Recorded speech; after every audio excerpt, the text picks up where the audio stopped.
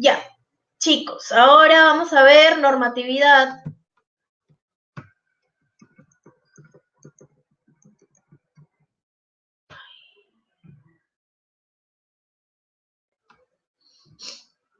El contenido es corto, en verdad.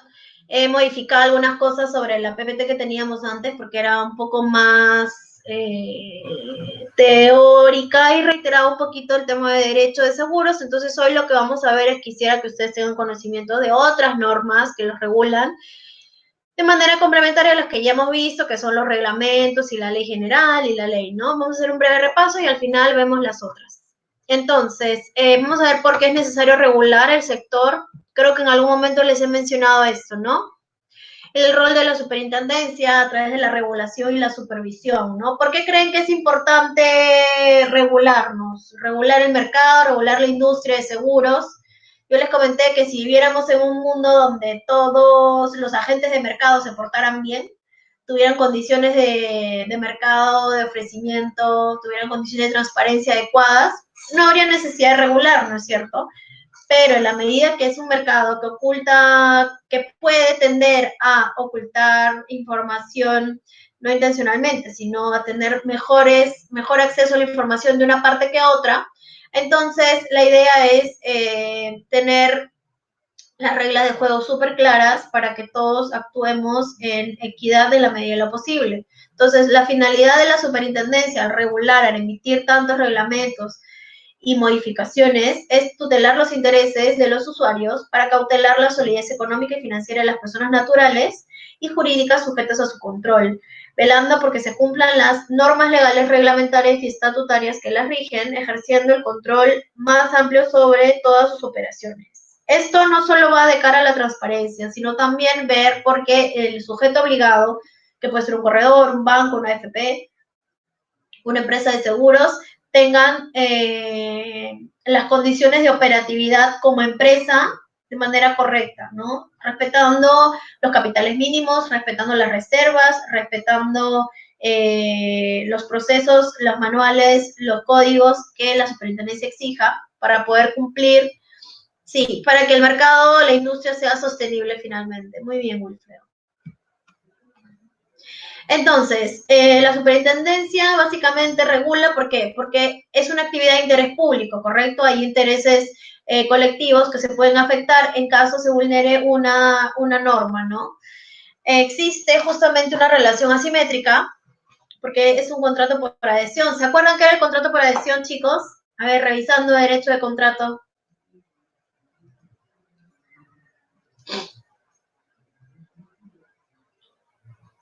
Ay, no está guapo.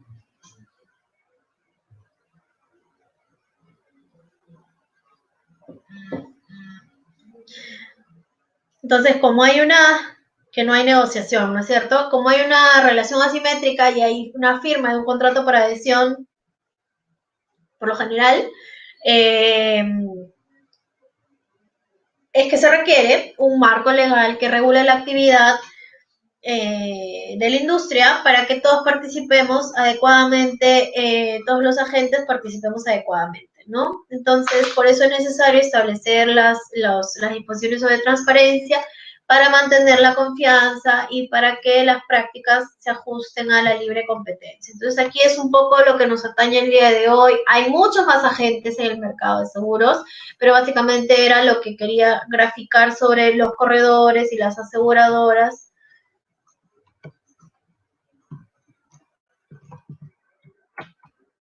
Bueno, esto lo tienen clarísimo, ¿no? ¿Quiénes nos regulan? Ay, perdón. Aquí, esto. No sé si ya vieron este cuadro antes. Mi cuadrito, no sé. Pero bueno, con este cuadrito quiero graficar el nivel de desconfianza evidenciado en sanciones puestas a la industria, ¿no? Nosotros somos de las 20 actividades que están dentro del rubro de Indecopi clasificadas. Como de todos los rubros, de todas las industrias, somos el quinto rubro más sancionado, más multado, ¿no? Sin contar con amonestaciones y sanciones no económicas que se imponen también. Entonces, a nivel de multas, hasta el año pasado, más o menos a mediados, había más de 10 millones de soles puestos como medidas correctivas, ¿no? Como multas, como sanciones hacia los sujetos obligados dentro del rubro de seguros, no de corredores solamente, sino de compañías de seguros. Entonces, ¿esto cómo se lee, no? ¿Cómo se leen estos números? Claramente yo veo desconfianza, claramente yo veo prácticas abusivas, se pueden ver, pues, faltas a la transparencia, faltas al deber de información, faltas al deber de idoneidad, entre múltiples situaciones que se pueden haber generado y que pueden haber originado que seamos acreedores al quinto lugar de los más sancionados dentro del mercado peruano, ¿no? Dentro de las industrias del mercado peruano. Entonces, con estos resultados, ¿creen que es necesario o no es necesario regularnos?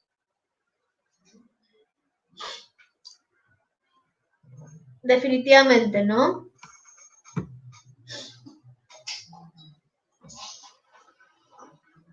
Entonces, la vez pasada les comenté acerca de su salud, ¿no es cierto? Les comenté que era también un regulador para aquellos corredores que intermediaban programas prepagados de protección, como por ejemplo de las IPRES, ¿no? Que habíamos conversado sobre eso. Entonces, para algunos era una novedad que su salud también era un regulador, pero aquí igual se los grafico, la superintendencia, como ya saben, es la que nos regula y nos da las normas, ¿no? Y saca nuevas normas, en función a la experiencia de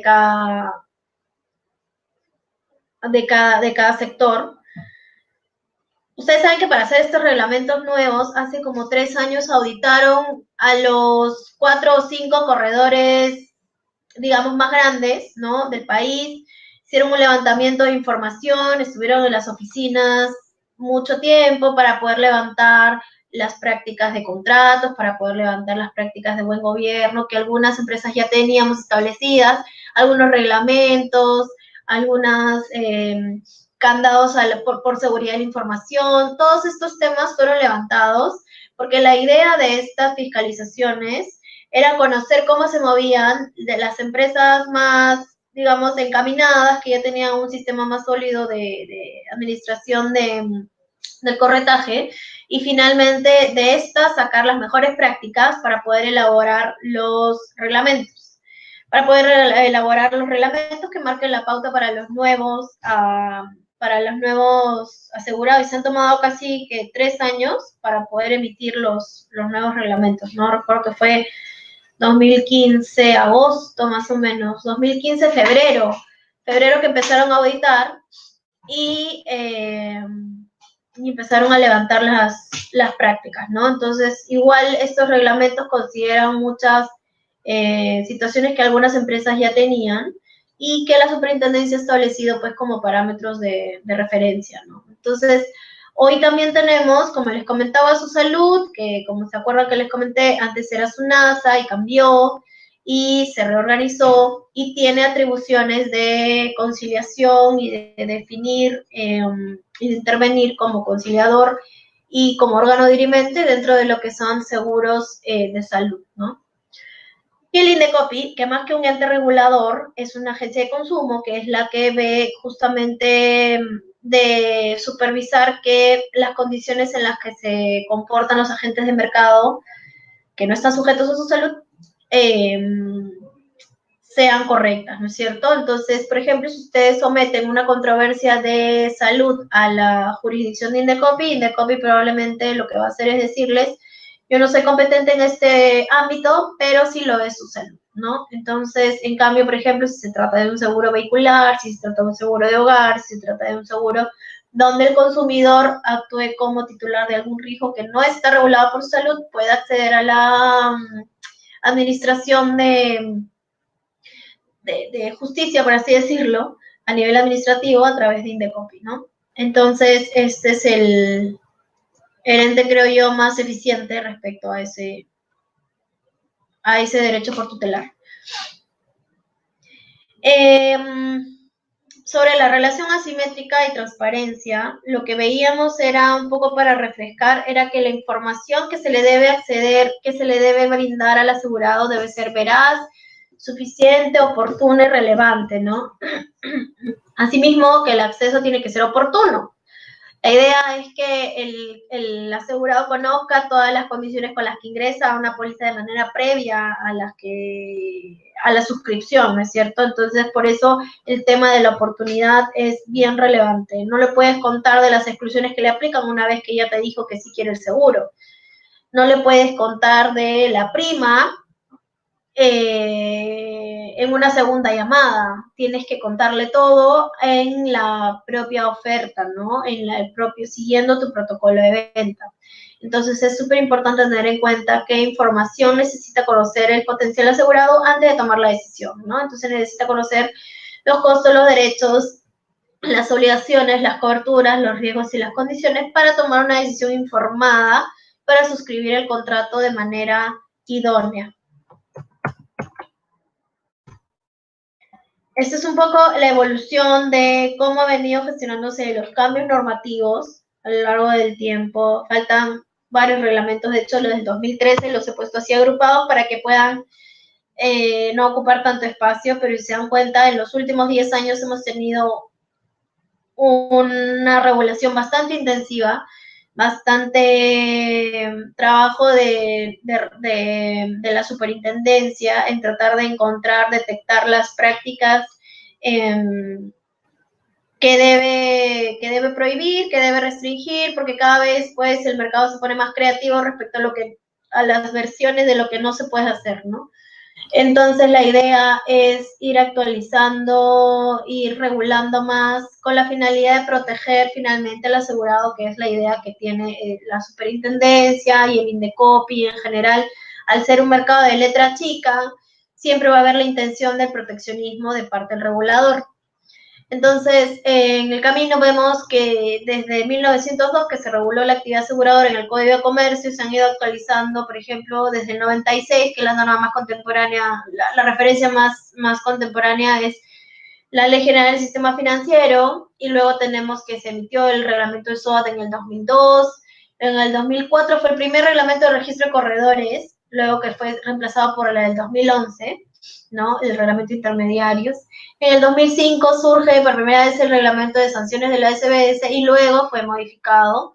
En el 2010, lo que les comentaba, el reglamento de comercialización de seguros, la resolución 2996-2010. En el 2011, la 1797. En el 2012 se emite la ley del contrato de seguro, que empieza a regir en el 2013, y en el 2013 se emiten la serie de reglamentos como gestión y pago gestión de siniestros, pago de primas, pólizas electrónicas, reglamento de transparencia, etcétera. En el 2014 que se crea el tema de se crea su salud, ¿no es cierto? Se convierte, es una asa a su salud y se crea la ley de aseguramiento universal.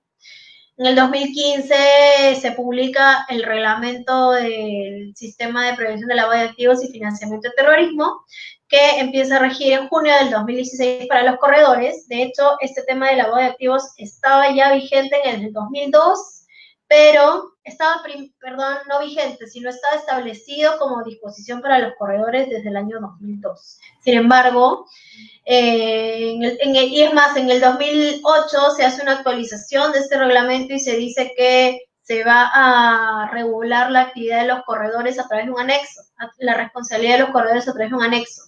Y desde el 2008 no se llegó a emitir ningún anexo, hasta que en el 2015 se hicieron modificaciones a la resolución del 2008 y ahí recién es que los corredores dejaron de estar en suspenso sobre este aspecto del lavado de activos y ya entran directamente como sujetos obligados y empieza a regir en junio del 2016. En el 2017 se emite el nuevo reglamento de comercialización de seguros y aquí en este cuadrito tengo que agregar los nuevos reglamentos que se han emitido en la semana pasada, ¿no? Que se han emitido la semana pasada.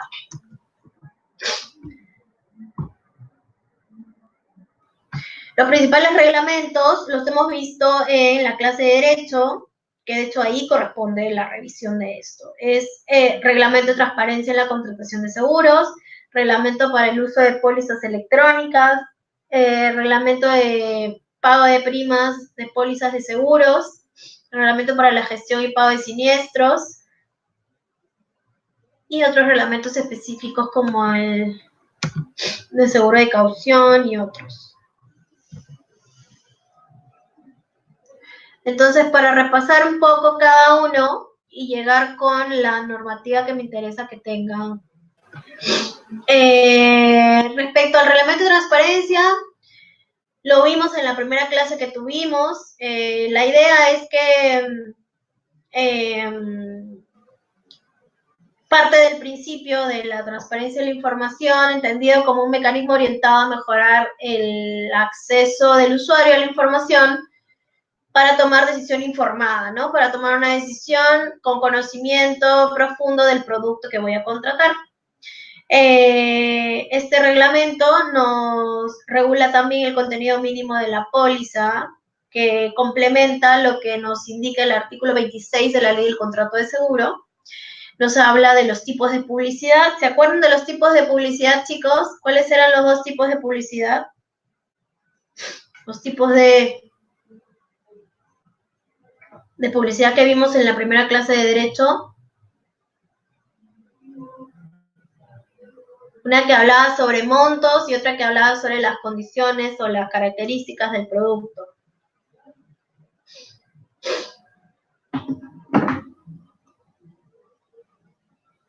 Muy bien, Juan Manuel. La cualitativa y la cuantitativa, ¿no? Hablábamos de la publicidad en la web.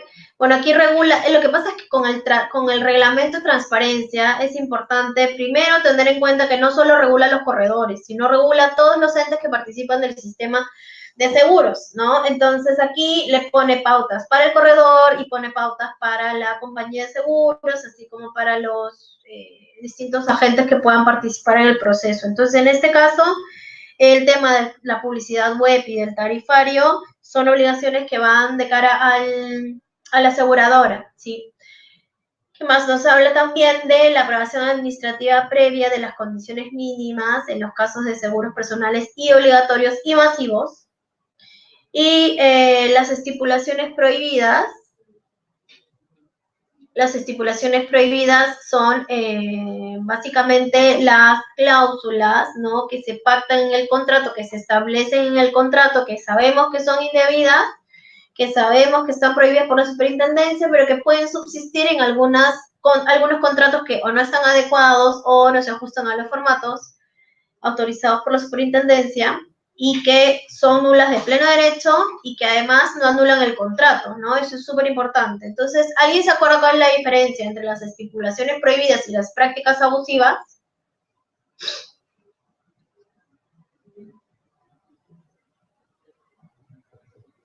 Diferencia, chicos. Prácticas versus estipulaciones. ¿Cuál era la diferencia?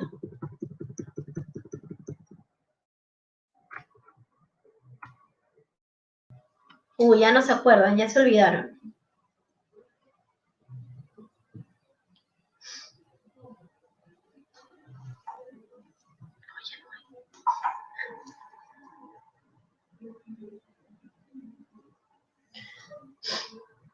Percy ahí estaba contándonos.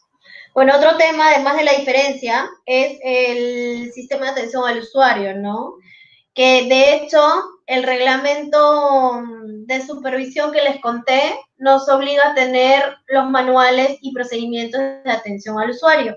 Y nos remite este reglamento que hemos visto hace un ratito, el nuevo, hacia el reglamento de transparencia como punto de referencia para implementar. De hecho, como les comentaba, este reglamento de transparencia aplica para corredores y para empresas de seguro y en general para empresas del sistema. Y establecía que las empresas de seguros eran las que estaban obligadas a tener un sistema de atención al usuario, es más, un oficial de atención al usuario. Hoy, el reglamento de corredores nos remite a replicar estas conductas que están indicadas en el reglamento de transparencia. Entonces, también hay que empezar a ver la obligación de tener un oficial de atención al usuario, ¿no? Percy aquí nos detalla, estipulaciones, lo que está normado, ¿no es cierto? Lo que está escrito, lo que está tangibilizado en el contrato. Y las prácticas son conductas, ¿no? Yo les había dicho que un caso son cláusulas, las estipulaciones, o es la redacción o el texto de los contratos o de los pactos que se pretendan hacer, y la otra son las conductas de mercado, las conductas comerciales, ¿no? Que se establecen hoy como, que están consideradas hoy como abusivas, como que restringen derechos al asegurado, como que no son transparentes dentro de la práctica comercial, dentro de la práctica de venta. Y bueno, la atención al usuario que les comentaba que hoy ya el nuevo reglamento pide recoger como parte de la gestión del corredor. Las pólizas electrónicas, importante recordar que, bueno, es un mecanismo, ¿no?, utilizado para hacer más eficiente la entrega de la póliza. Algunos me comentaban qué pasa si viven en zonas recónditas, si no tienen acceso a internet, qué pasa si no tienen email, qué pasa en esas situaciones, ¿no? Bueno, subsiste la obligación de entregar la póliza física en ese caso, lo que mejor le funciona al usuario, ¿no? La idea de la póliza electrónica es que se crea para justamente hacer más paperless el tema de la gestión de un corredor de seguros y de la aseguradora en general, para asegurar también que llegue y no gastar en medios como el courier, como las impresiones, etcétera. Sin embargo, nada quita que pueda seguir utilizándose, ¿no? Son mecanismos que subsisten y la idea es que para poder utilizarlas hay una condición, ¿no? Y la condición es que el usuario, el contratante o el asegurado les entregue a ustedes el consentimiento para poder enviar la póliza por esta vía. Entonces, la idea es que este consentimiento debe incluir la declaración del contratante de que ha sido informado acerca de la forma de envío de la póliza de seguro por medios electrónicos y conocer o ponerle en conocimiento el procedimiento correspondiente y los riesgos asociados a esta modalidad de entrega. Luego, identificar la forma de envío de la póliza de seguro, ¿no?, que claramente puede ser por correo electrónico o colgarla a través de una página web, como por ejemplo una intranet del usuario, una intranet del asegurado, ¿no?, que muchas compañías de seguros ya la tienen, y indicar cuál es la forma en que se confirmará la recepción de la póliza y la forma en cómo se acredita la autenticidad e integridad de la póliza, ¿no? Es decir, que lo que salió de la compañía de seguros sea idéntico a lo que finalmente el cliente va a recibir. Así que eso es básicamente lo que regula este reglamento de uso de pólizas electrónicas. Importante rescatar acá el tema del consentimiento, ¿no? Y este consentimiento, obtenerlo claramente en las interacciones que se tengan con el cliente, ¿no? Que pueden ser en el mismo protocolo.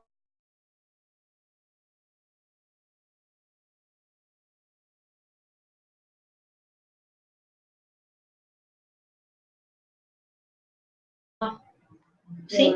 ¿Todo bien? En el caso del reglamento de pago de primas, hemos visto ya las consecuencias del incumplimiento de pago, hemos visto los requisitos de comunicación, ¿no? Estas cartas famosas que se tenían que enviar, el efecto de la suspensión de la cobertura, el plazo que transcurre, ¿no? 30 días después del vencimiento de la obligación, la comunicación previa acerca y de manera cierta, ¿no? ¿Qué quiere decir que se comunique algo de manera cierta?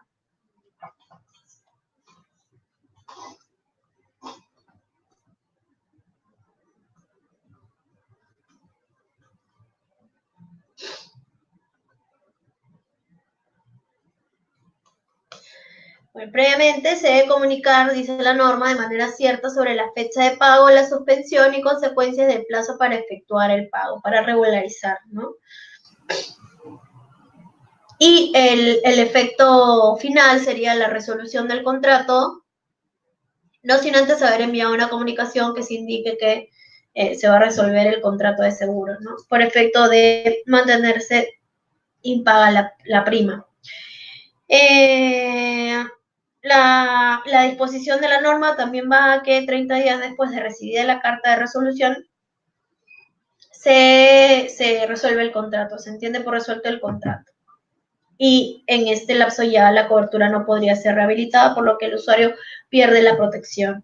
Y también está la otra modalidad que era no comunicar al cliente el tema de la suspensión, etcétera, y dejar finalmente que el contrato se extinga a los 90 días de vencida la obligación. Eso lo vimos en derecho, igual importante recordarlo. Para el tema de pago de siniestros, los avisos, ¿no? 3 días, 7 días y de inmediato. 3 días para seguros generales, 7 días para personales y de inmediato para vehiculares, ¿no? Por el tema del posible riesgo incrementado y el valor de rescate y varias cosas operativas, logísticas y de siniestros que hay que tener en cuenta. La solicitud de cobertura está enfocada a, bueno, el reglamento regula cuáles son los pasos, cuál es el procedimiento para el pago de cobertura. Y respecto a la designación del ajustador y la terna, habíamos conversado de quiénes son los, quién decide finalmente quién es el ajustador, ¿se acuerdan? Que habíamos visto esto. En última instancia, no, perdón. ¿Quién designa al ajustador?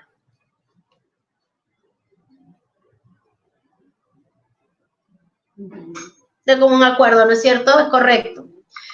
Ya, muy bien, Wilfredo. ¿Qué pasa en caso del incumplimiento del plazo, no? También habíamos visto cuáles eran las consecuencias, que naturalmente esta es una de las razones por las cuales en el 2013 se establece un plazo máximo para la atención y para el pago de siniestros, porque justamente veníamos de una práctica donde las aseguradoras y los ajustadores tomaban mucho tiempo para reparar el daño, ¿no? Para indemnizar el siniestro. Entonces, la idea es que con este reglamento se establece la pauta clara y el que se excede, paga, ¿no?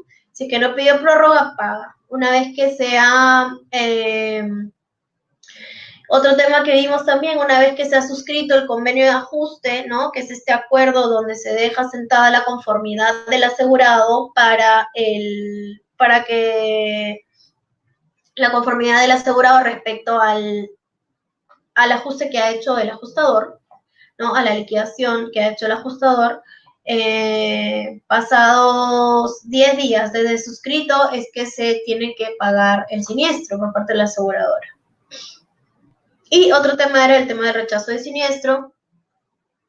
Hay que sustentarlo adecuadamente, ¿no? Por parte de la compañía de seguros y vimos un poco qué acciones tenía el usuario. De hecho, aquí en el reglamento todavía no se establecía muy claramente que el corredor también puede accionar como reclamante frente a un rechazo de siniestro con el cual no está de acuerdo para su cliente. Pero hoy con el nuevo reglamento de supervisión, sí se le da al corredor esta facultad de manera mucho más clara, mucho más específica. Eso es lo que les quería comentar, de hecho, que es mucho más importante que los otros reglamentos que ya los hemos visto anteriormente. Y es que hay que tener en cuenta que existen otras normas que nos impactan, que nos regulan, que nos afectan como empresa, como corredor de seguros, no solo como empresa, sino también como persona natural. Y en ese caso es importante revisar el reglamento de comercialización de seguros, que les he estado contando un poco acerca de él. Es importante revisar también la, ¿no? El sistema de prevención de lavado de activos y financiamiento del terrorismo, la ley de protección de datos personales y el reglamento que la rige, y la ley de responsabilidad administrativa de la persona jurídica. ¿Sabían que estas normas también regulan al corredor?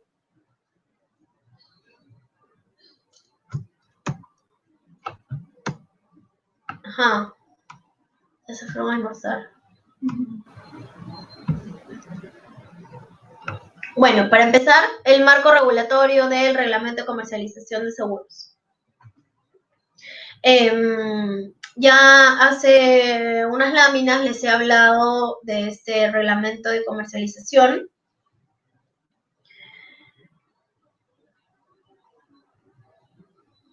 Básicamente lo que nos dice es que, lo que quería graficar aquí dentro de este reglamento, creo que está mal el número, es 1121, no sé por qué está 1127, 1197.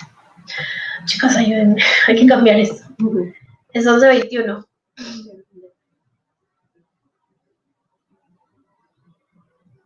Sí. Aquí les quería contar nuevamente y de manera más extendida cuál es el rol del corredor dentro del reglamento de comercialización de seguros. Les decía que aquí, si bien se faculta a la banca seguros a poder comercializar seguros, ahora se exige que exista una persona al medio que tenga conocimiento técnico para poder dar este servicio. Entonces, a esta persona se le denomina gestor de banca seguros, que puede ser una persona natural o jurídica.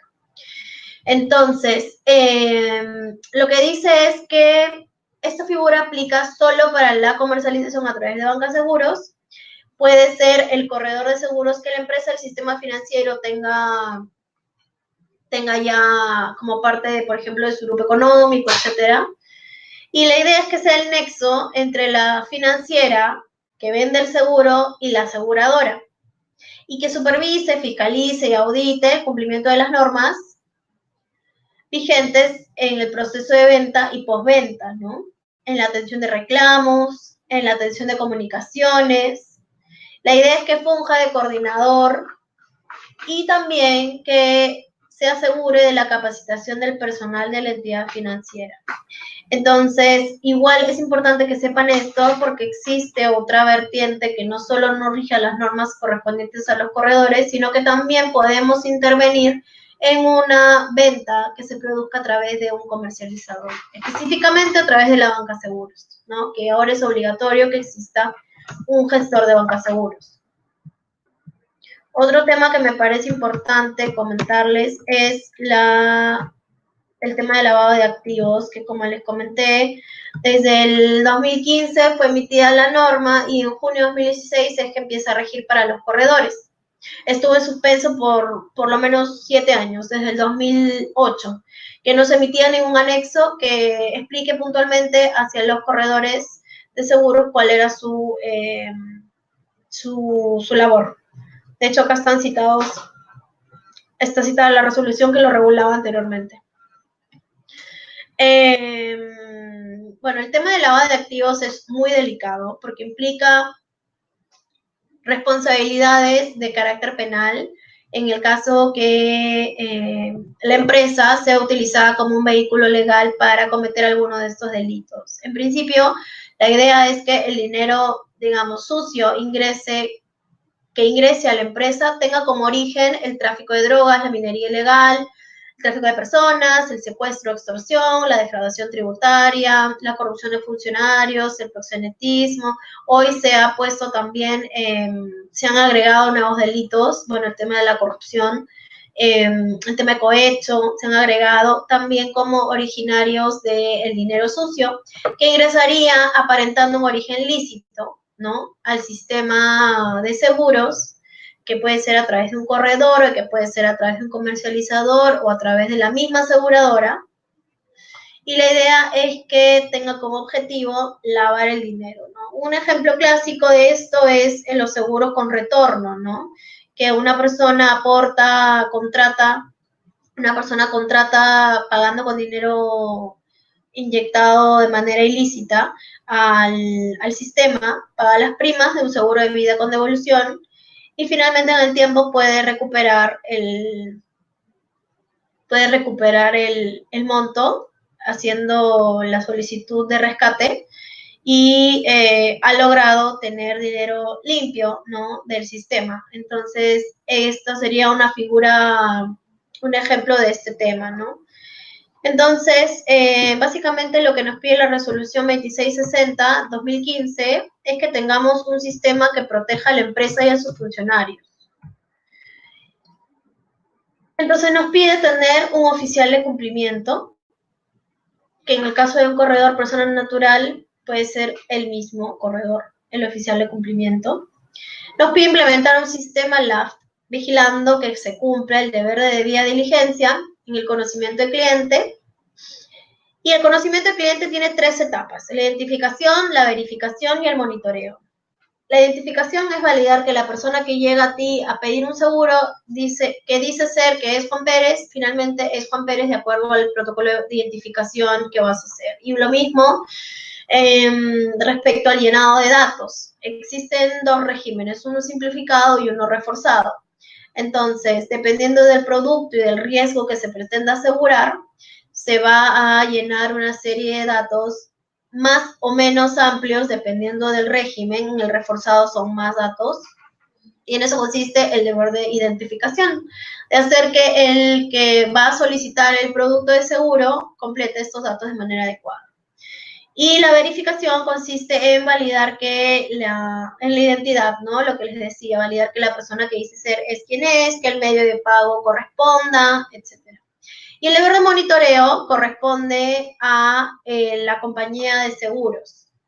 Eso es súper importante que lo tengan en cuenta porque hoy los corredores, bueno, son pocos los que pueden realmente hacer este tema del monitoreo a través de un sistema de seguimiento, ¿no? Pero el rol real del obligado a hacer este tema, esta tercera rama del deber de diligencia y conocimiento del cliente es de la aseguradora.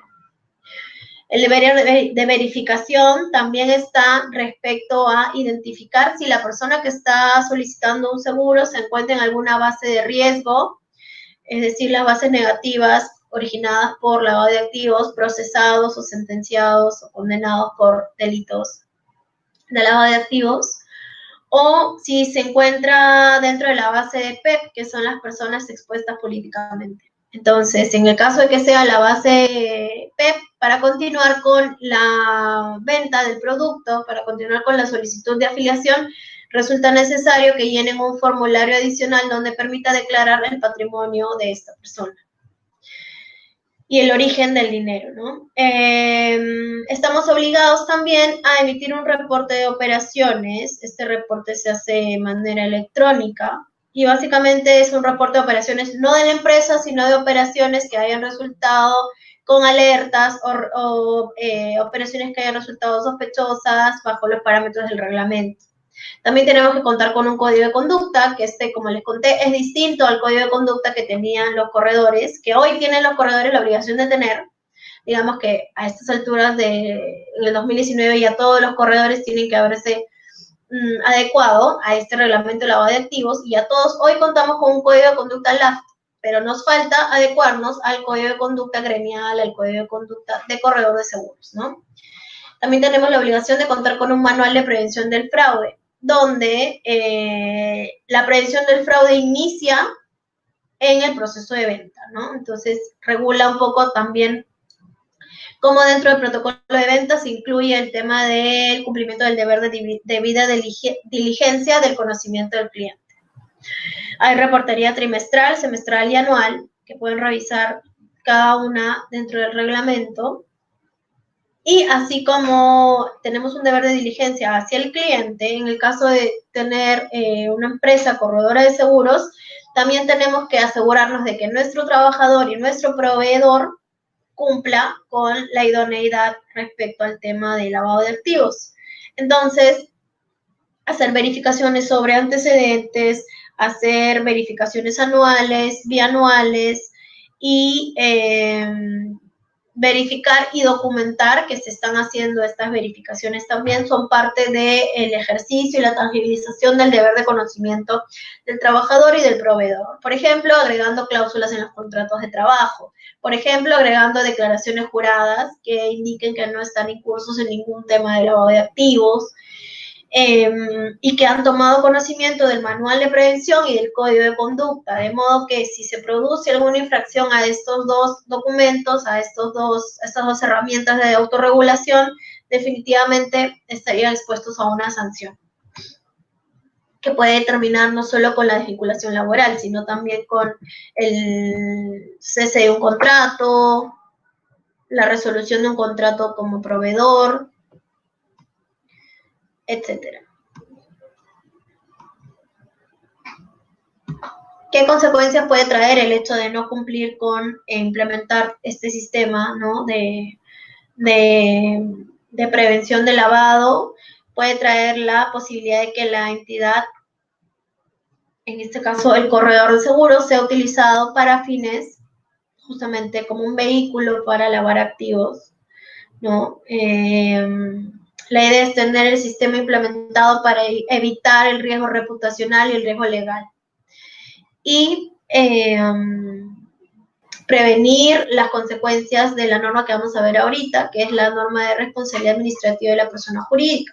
Todos saben de qué se trata la norma, la ley de responsabilidad administrativa de la persona jurídica. Todos lo tienen claro, la conocen, saben cuáles son las consecuencias.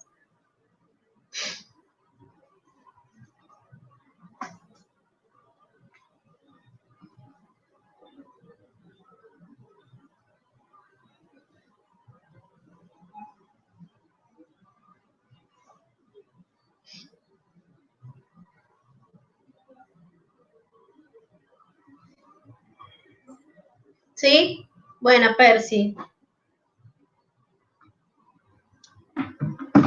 ¿Alguien más conoce la ley?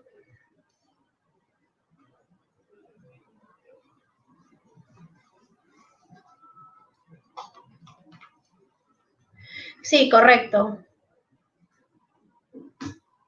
Claro, de cara a la empresa, ¿no? Sin perjuicio de las sanciones penales. Entonces, pasamos a la ley 30. No, perdón. Voy a conectar con la ley de protección de datos. No, saben que para seguir en la misma línea hay que ver la ley de responsabilidad administrativa de la persona jurídica. Les comentaba, como dice Percy, que la posible sanción es la disolución de la empresa, es decir, la muerte de la empresa, ¿no? De manera societaria. Y, claro, de cara a los funcionarios, a los gerentes y todo aquel directivo que toma responsabilidad dentro de la empresa, también implica o puede implicar sanciones penales, ¿no?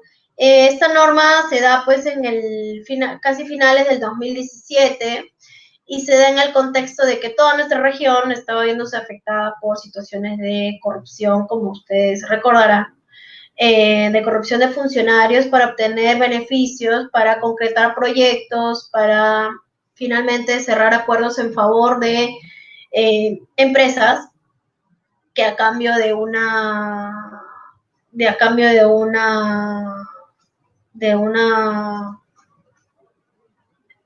coima, por así decirlo, se sometía al Estado, a distintos entes del Estado, a poder a contratar con ellos, no siendo necesariamente las condiciones de la licitación las más adecuadas o las más favorables para el presupuesto del Estado, ¿no es cierto? Todos recordarán los casos de Odebrecht y de Kuntur, etcétera. Entonces, en esta línea también existieron aseguradoras y también existieron corredores que participaron directa o indirectamente de estos hechos, ¿no?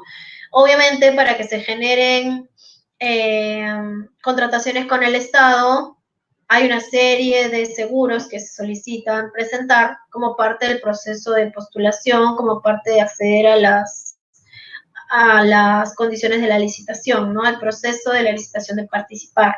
Entonces, en esa línea, toda aquella empresa que no cuente con un modelo de prevención del delito, que no le genere awareness a sus trabajadores y a la comunidad, a sus stakeholders, definitivamente es una empresa que no tendría ninguna situación atenuante y podría ser procesada y sus funcionarios sancionados en el marco de que no cuidaron por prevenir que tanto sus funcionarios como la empresa sea utilizada para corromper o para adquirir negocios o cerrar negocios a través de la corrupción. Entonces, la idea de esta norma es sancionar el cohecho con la finalidad de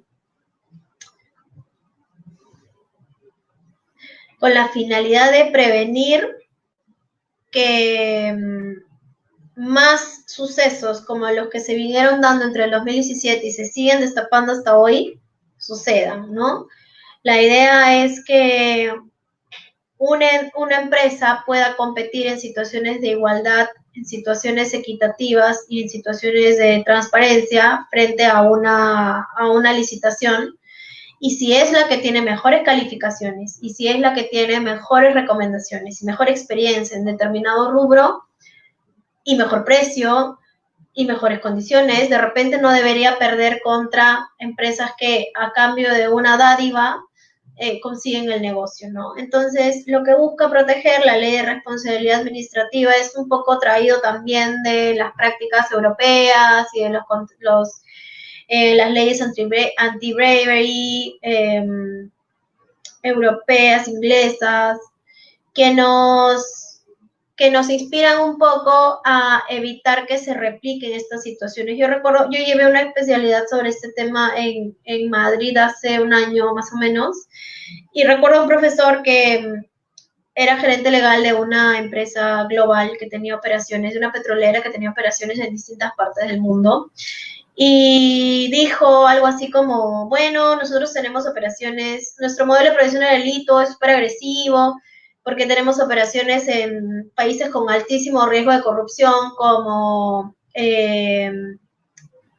dijo como Colombia, como Argelia y como Perú. Y yo como peruana, que yo justo fui en los últimos meses del 2017.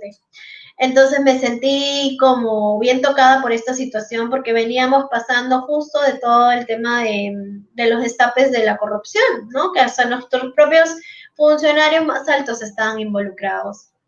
Entonces, es así bien importante que el modelo de prevención del delito es una especie de pared que protege a la empresa en caso de que, a pesar de que haber tenido los cuidados tanto en proveedores como en funcionarios y como en procesos, se comete un delito a través de esta empresa, la idea es decir, yo tuve este modelo implementado y tengo atenuantes que pueden evitar mi disolución y que pueden evitar responsabilizar a mis funcionarios de este tipo de situaciones, de este tipo de penas tan drásticas que pueden surgir y, como dice Percy, que pueden llevar a la muerte societaria de la empresa, ¿no? Entonces, es bien importante que ustedes, como futuros corredores, que seguramente van a formar sus empresas corredores de seguros o van a participar de alguna, tengan mucho cuidado con implementar o con pedir que sus estándares de transparencia dentro de la empresa y de contratación con proveedores sean los más altos, porque teniendo esto así, vamos a migrar hacia un modelo ético donde desarrollamos negocios de manera ética. Entonces, y disminuyendo el riesgo reputacional y económico y legal para todos los agentes del mercado, ¿no?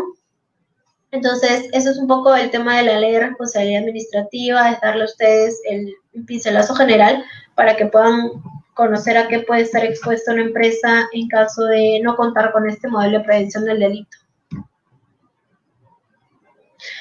Otro tema importantísimo, nosotros que estamos en el día a día metidos con el dato del cliente, ¿no? ¿Se acuerdan la figura de los referidos? ¿Quién se acuerda de la figura de los referidos? ¿Siguen utilizando referidos?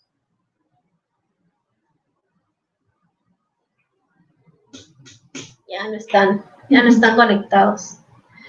Bueno, chicos, esta figura de los referidos hay que darle dos vueltas de nuevo, ¿ya? Porque el tema de la ley de protección de datos, como muchos saben, está vigente desde el año 2011 y ha tenido adecuaciones periódicas 2011, 2013 y 2015, con distintos tramos de cumplimiento exigidos por la Autoridad Nacional de Protección de Datos, hoy Dirección Nacional de Transparencia y Protección de Datos.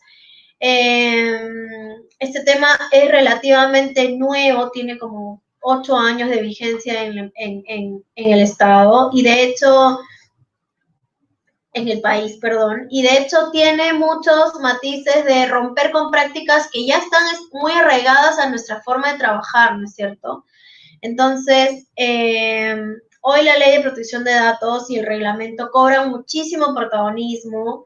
Las fiscalizaciones están a la orden del día en los call centers, en distintas empresas que ofrecen productos ¿no? Y ustedes como corredor de seguros, más allá de atender una fiscalización, tienen que tener cuidado en la parte preventiva. Justamente por eso es que tienen que tener conocimiento de que estas leyes los regulan, de modo que cuando empiecen a gestionar su propia empresa o cuando gestionen hoy datos de clientes, sepan que tienen obligaciones y responsabilidades acerca de su custodia.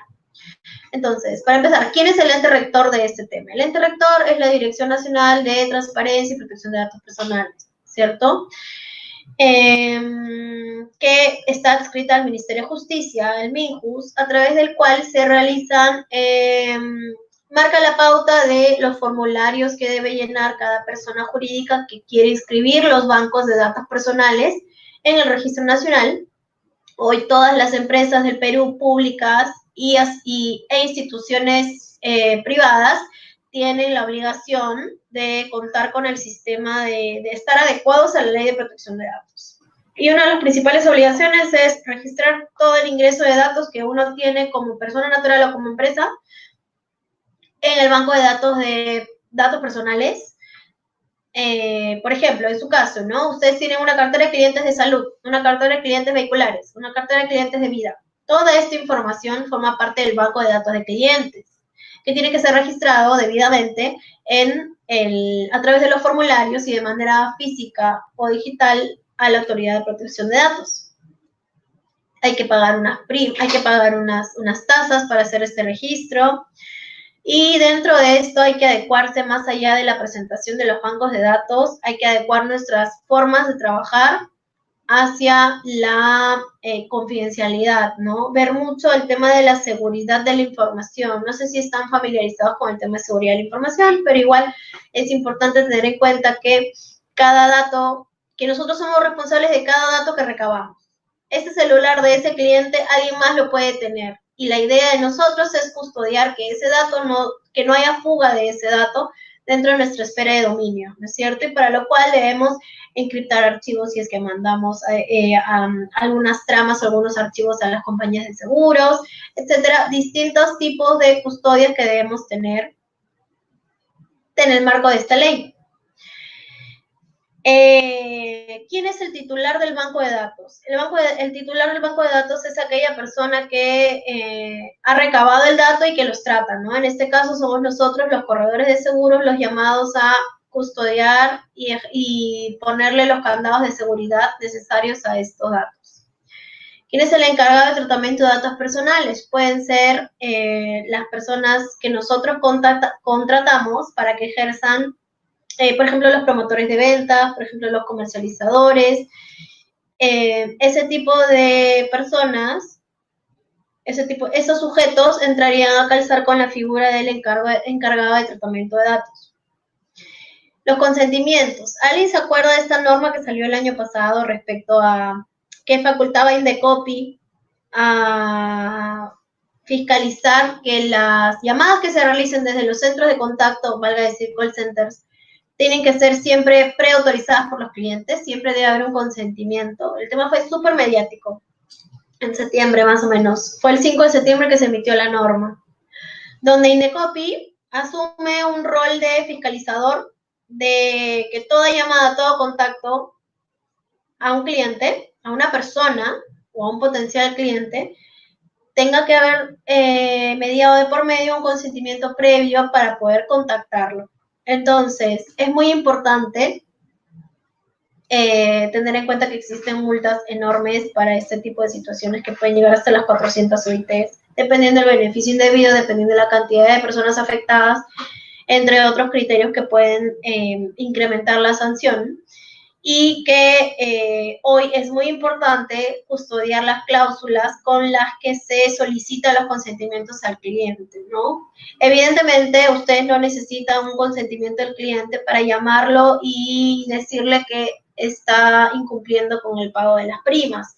Evidentemente no necesitan para ejecutar nada que tenga que ver con el contrato de seguro. Pero si además de este contrato de salud, por ejemplo, que tuvieron con él, ustedes lo llaman para ofrecerle otro producto o establecen un sistema de call center para poder llamar a este cliente, en principio no podrían hacerlo porque este cliente no los habría autorizado para hacer otro tipo de ofrecimiento, más allá del contrato de seguro cerrado.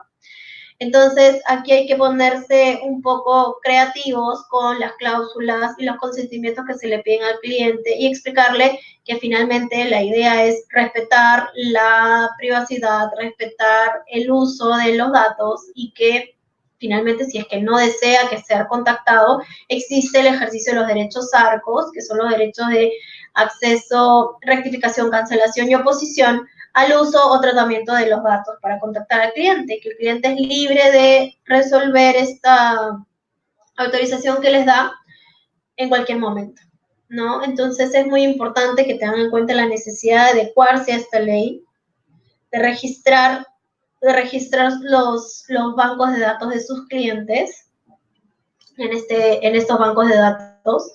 Pueden ver toda la información y las normas en la página del Ministerio de Justicia y estar atentos porque las fiscalizaciones se están incrementando y la vigilancia de la adecuación y del cumplimiento ya no es solo rol de la Autoridad de Protección de Datos, sino también de Indecopi, que vela porque al consumidor no se le contacte de manera indebida. Entonces, ese dato como tema final, para que conozcan un poco sobre las normas complementarias que nos regulan como corredores. Y nada, yo creo que eso fue el final. Sí, esta ley ya la vimos. Conversamos acerca de hacer negocios éticos y tener un respaldo en el modelo de prevención del delito, ¿no? Estamos. Bueno, chicos, muchas gracias por su atención. Terminamos la sesión y cualquier duda a través de las chicas del IPS la conversamos.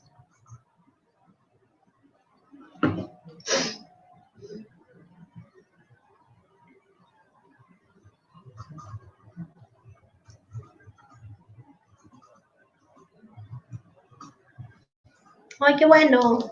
Gracias, chicos. Cualquier duda, ahí están las chicas del IPS y yo me comprometo a mandarles las ayudas memoria que ha difundido la superintendencia, que es como un resumen de todos los cambios también. Ya, perfecto. Entonces, nada, disfrutar su fin de semana, estudiar para el examen. Gracias, chao, nos vemos.